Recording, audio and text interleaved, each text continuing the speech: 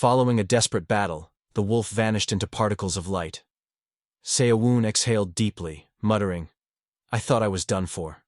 Dropping to his knees, he silently thanked God, relieved that he had secretly stashed a throwing dagger earlier. He had been moments away from defeat by mere mobs. While catching his breath, Seowoon noticed something drop from the fallen wolf. It was a mob drop, but to his disappointment the loot was only a bottle of water and a piece of jerky. Still hungry, he began eating the jerky while surveying his surroundings. During his scan of the area, Seowoon discovered a piece of armor. Holding it up, he wondered aloud, "Is this like a bulletproof vest from Loyal Ground?" The armor looked oversized, but upon equipping it, it adjusted perfectly to Seowoon's size. A system message appeared. "Advanced orichalcum breastplate has been equipped. Fire and wind magic resistance has greatly increased." Delighted to see that this armor boosted more than just a couple of stats, Seowoon continued exploring. Suddenly, he felt something touch his leg. But when he looked down, there was nothing. Suspicious, he crouched and picked up what felt like cloth. Another message flashed. "Night cloak has been equipped. When staying still in darkness, the user blends into the surroundings. While hidden, the user cannot be detected by magic, and all sound is suppressed."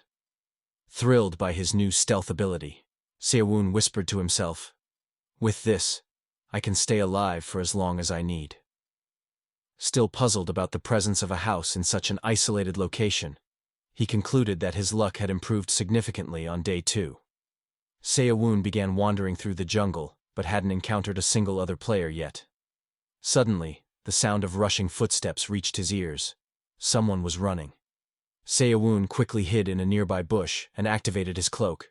The runner was a heavily injured man, bloodied and panting. "If only I'd had the time to use it. That apprentice bastard would have been nothing," he muttered. Seowoon, observing from the shadows, readied his crossbow. "He doesn't look strong. If I'm right, I can take him out," he thought. But he hesitated, trying to convince himself, "This isn't a person. It's just a game. Just shoot." Before he could act, a red-haired figure appeared out of nowhere and cast a spell. Escrow's Flame! Seowoon narrowly dodged the fiery blast. The injured player wasn't so lucky. He screamed as the spell engulfed him, burning him alive. Stunned, Seowoon whispered, "Did he just die?"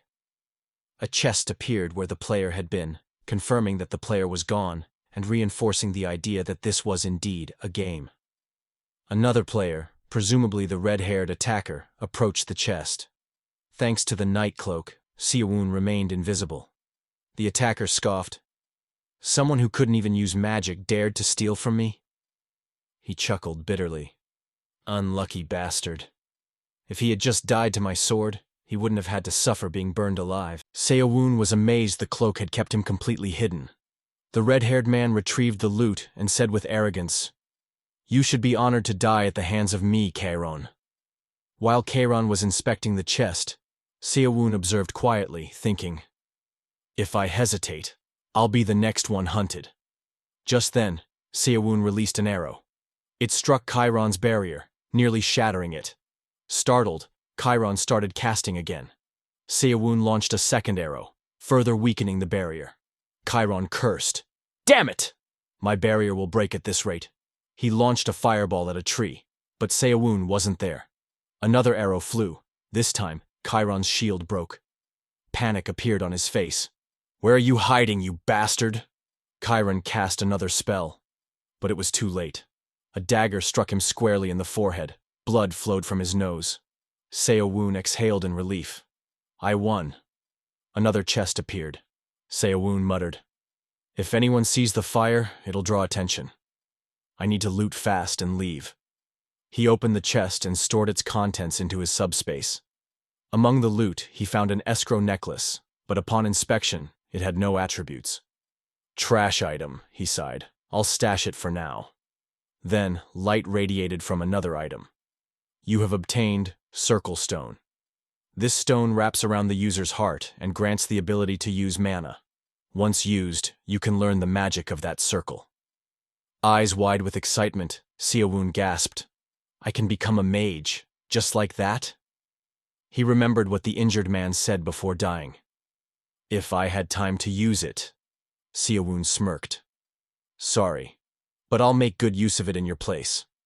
He packed everything and left in search of a safe place. Seowoon reached a nearby village, entered an abandoned house, and sat down. A message appeared. Will you use Circle Stone? Yes, he confirmed. The system warned him.